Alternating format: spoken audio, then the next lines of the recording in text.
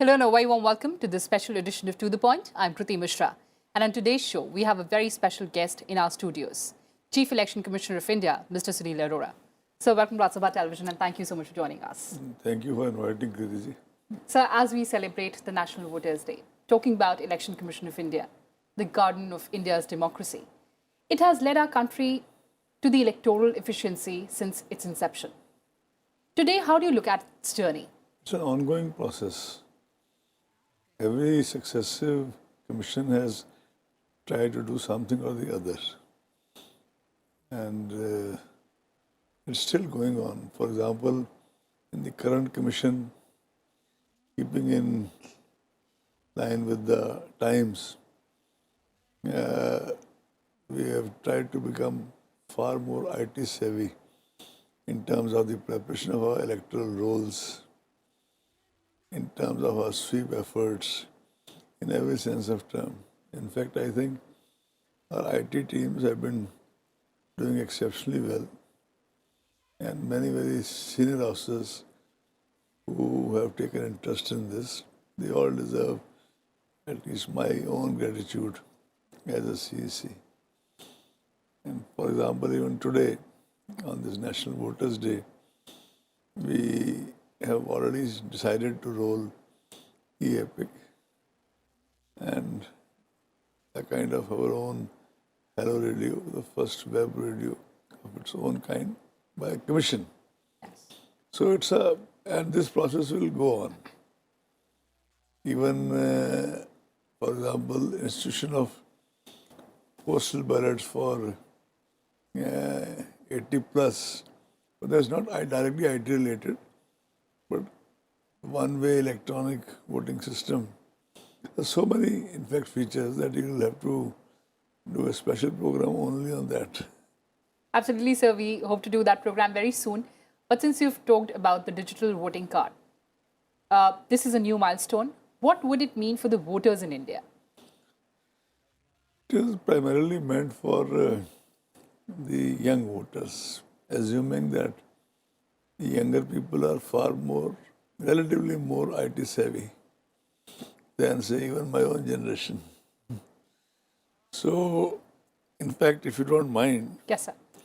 I'd like to read out to you that this was released today in the function, in the annuity function, that this is a move by the Commission to provide ease of access to voters and will be downloadable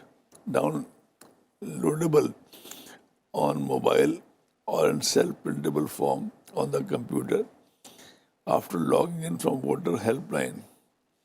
If you have seen the page 3 in all the national papers today, you would have noticed an ad. And that ad has two components. One, of course, is the common man's. We were able to get it from the Bennett Coleman group. We requested them. And the other is a mobile phone, the print image of a mobile phone, which will now be the storehouse of e-Epic. As a matter of fact, there's a 20-second ad which is on my mobile. If you see that, you will get an idea, far better, lucid idea, what it is going to mean. You don't have to keep a physical card in your pocket. You want to keep it, it's up to you. But you have everything in your mobile. Like these days when you go to the airport, you do web check-in. Yes. Mobile has actually taken over so many applications in real life. And now Election Commission has also ventured in this direction. Absolutely, sir. But another important development is of remote voting drill that would be conducted very soon. Election Commission took a very serious note of lost votes. Yes. Of those votes which never get cast because the voters shift to different places else than their hometown. It would be using the blockchain technology. How will it function, sir? You see, it will take, it's a kind of act in making. I distinctly remember that about 2 years back, I was going to, they had called me for some interaction with the students of IIT Chennai. At the airport, one of my old colleagues from Skill Ministry, Dr. Sapna Poti, who is now the principal and who is now on the staff of the National Principal Scientific Officer of the country, she mentioned to me that IIT Chennai would like to engage. So then when I went to IIT, we had about 45 minutes to talk on this issue on the sidelines of my formal address. And coming back, I constituted a small group. Gradually, this group has been talking to various other stakeholders. But basically, it's now being steered largely by that director IIT Chennai and Professor Rajat Mona. His name must be familiar to you, who is otherwise also a member of our TEC, which oversees the various aspects of EVMs, the high-powered committee. A very eminent scientist in his own regard, at present Director Bhilai. So they are all working on it. And on this, I will not kind of give any false hope to anybody. The aim is 2024. And they have said that they will soon like to give us a demo. We were in between, we were all caught up a bit due to COVID, etc. Recently now, because of the elections, then our Bihar elections, Yes. and now the forthcoming elections of 5 states. The commission itself has been kind of, we have visited 2 states. We are on the verge of visiting other 3. But in between, whenever we have a window, we would have a kind of a demonstration, a pilot demonstration by the team. They're prepared. And after that, let's see how it pans out. But all I can tell you is that the kind of technically sound people who are steering it, I am very hopeful that by the next Lok Sabha election, it should, this kind of becomes a reality on the ground. So you talked about Bihar elections. It was the first election during the pandemic that the EC held. How challenging was it? What were the biggest lessons learned? You see, it was indeed very challenging, to say the least. It was about 7.50 crore voters. And you always have the challenges of holding free, fair, transparent election. This time it was also safe election. But I must say that our own in charge of Bihar Election Commission, one of our colleagues, Chandrabhushan, and the Bihar team, they really rose at all levels to the occasion and did exceptionally well. In fact, in today's National Voters' Day Award functions, we have already honored on the stage the family of a IG who died during this due to COVID. His wife and his daughter were there. Our CEO of Bihar, 2-3 district magistrates who had COVID, got well in between, and participated in the election with full, and led their teams up front. And at least 2 senior, besides the IG who passed away, 2 more police officers. We wish we could do more, in fact, but since we have a broadly limitation of about 20 throughout the country, and then, of course, I forgot, Mr. Pratyay Amrit, the Health Secretary of Bihar. He was brought to this assignment, I'm told, about 6 months before the elections. And within 6 months, he created such a supply chain. He managed the supply chain of all the hardware. And between him and CEO, they also manage the software in the sense that how to kind of convey to people what all is required, etc.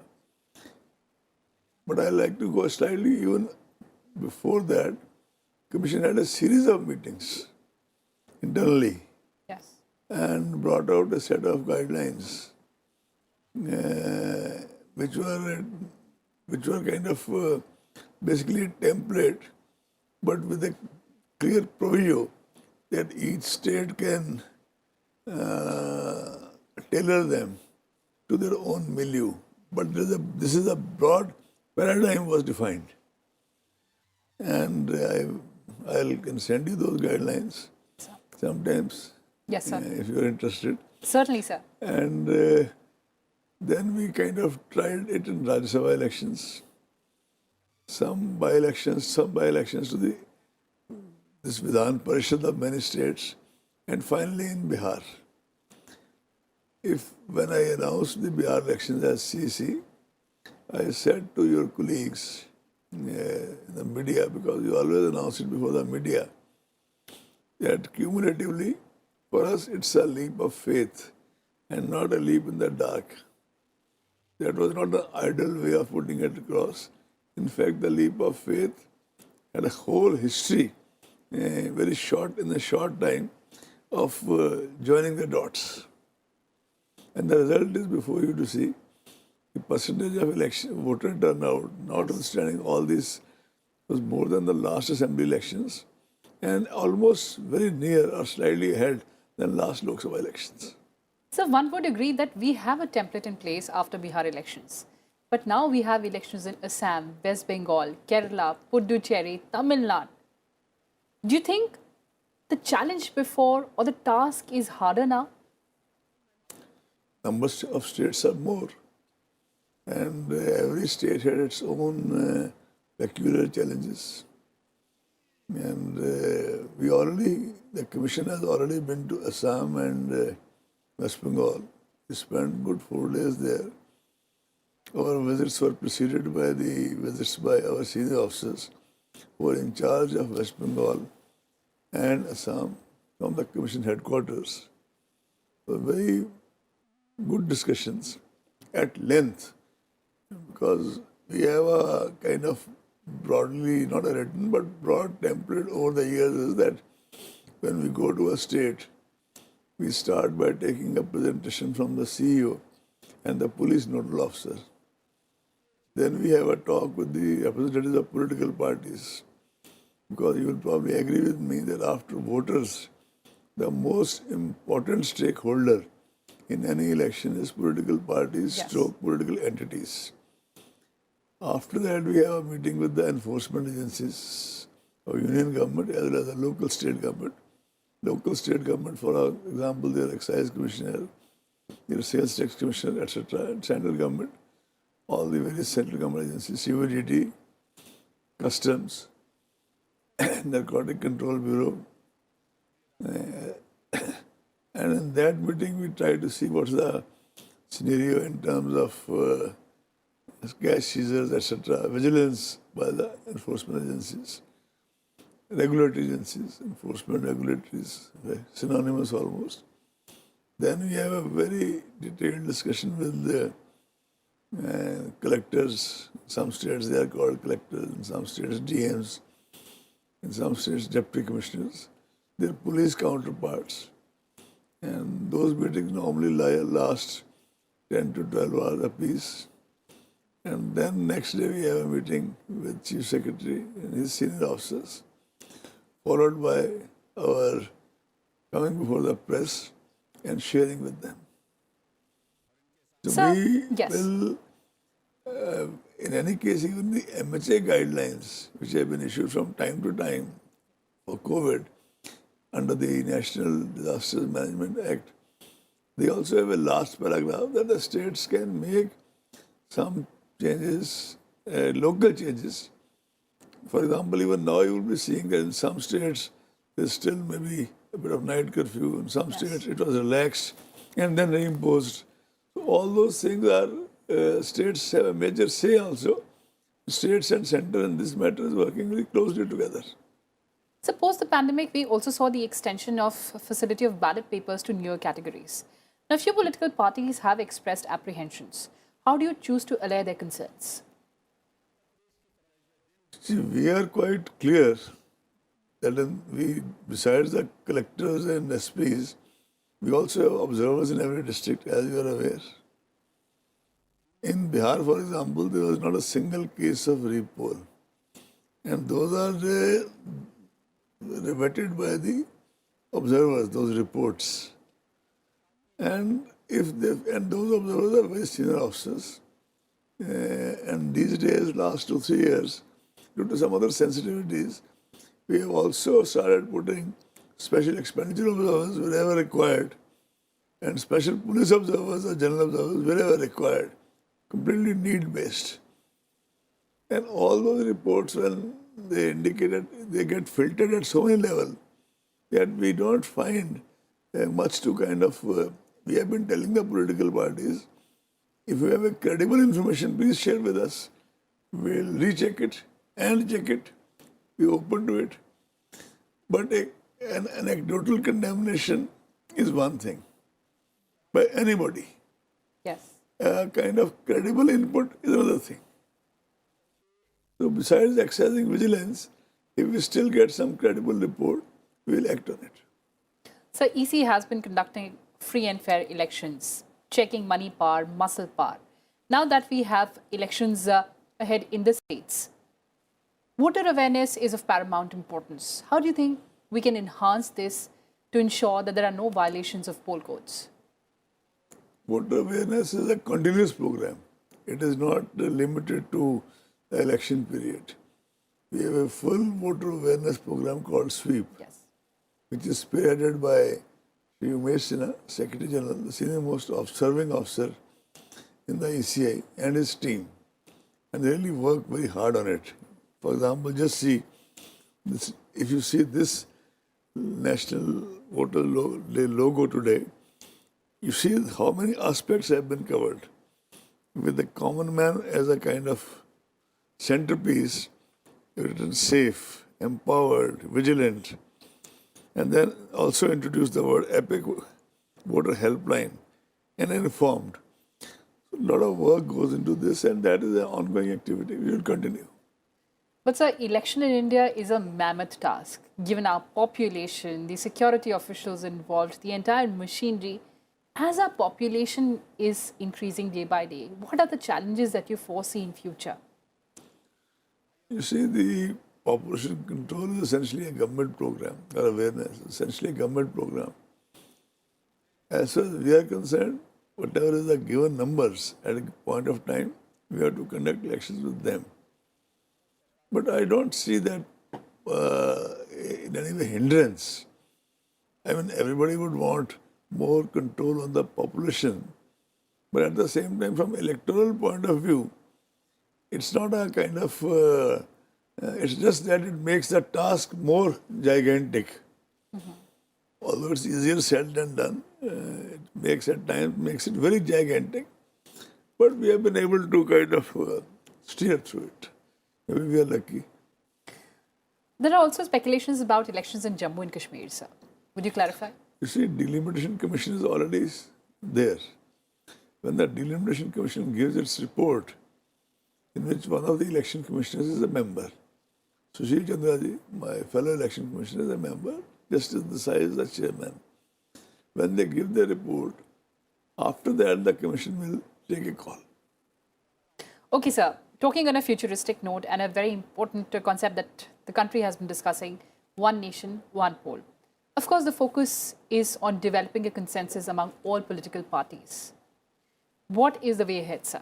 Way ahead is some basic amendments in the RP Act.